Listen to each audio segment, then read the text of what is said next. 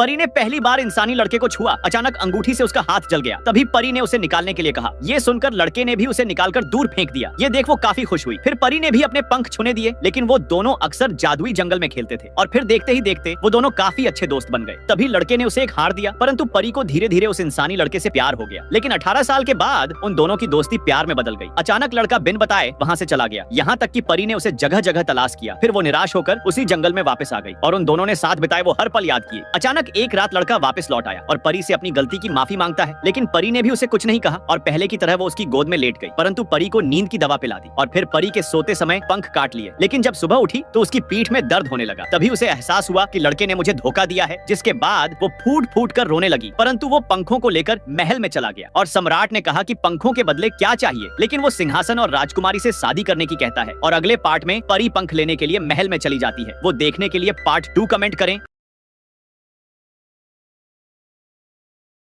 अगली सुबह जब जॉन जागता है तो वो देखता है कि उसके फार्म हाउस पर तो 2 घोड़े बंधे हुए हैं। जॉन समझ नहीं पाता कि यह सब क्या हो रहा है और तभी उसे एक आवाज कहती है कि यह उसके लिए एक गिफ्ट है। जॉन पलटकर देखता है तो उसे वहाँ पर एक छोटा घोड़ा दिखाई देता है। वो जॉन से कहता है कि कल रात जिस घोड़े को आपने बचाया था वो मेरी माँ थी और वह आपसे बहुत खुश है, इसलिए उन्होंने आपके लिए 2 घोड़े गिफ्ट में भेजे। जॉन यह सुनकर बहुत खुश होता है। तभी जॉन को अपने पिता की आवाज सुनाई देती है। जॉन बाहर आता है और अपने पिता को बाहर ही रोकने की कोशिश करता है ताकि वह अंदर न आ सके और वो उन्हें बाहर से ही वापस भेज देता है। एक बार फिर से जॉन उसी छोटे घोड़े जिसका नाम फॉयल होता है उसके पास वापस आता है और वो फॉयल पर सवार हो जाता है। फॉयल तेजी से दौड़ने लगता है और जॉन उसकी स्पीड देखकर हैरान रह जाता है, क्योंकि जॉन ने आज से पहले इतना तेज दौड़ने वाला घोड़ा कभी भी नहीं देखा था। इसके बाद फॉयल एक आवाज लगाता है जिससे वो दोनों घोड़े जो कि फार्म हाउस पर होते हैं वह भी भागते हुए उनके पास आ जाते हैं। जॉन सोचता है कि वह इन घोड़ों को बाजार में बेच देगा। जब जॉन इन घोड़ों को बाजार में लेके जाता है तो लोग उनकी सुंदरता देखकर हैरान रह जाते हैं, क्योंकि किसी ने भी इतने सुंदर घोड़े पहले नहीं देखे थे। कई लोग जॉन से इन घोड़ों को खरीदना चाहते थे। हालांकि जॉन को ये चीज नहीं पता थी कि वो एक बहुत बड़ी मुसीबत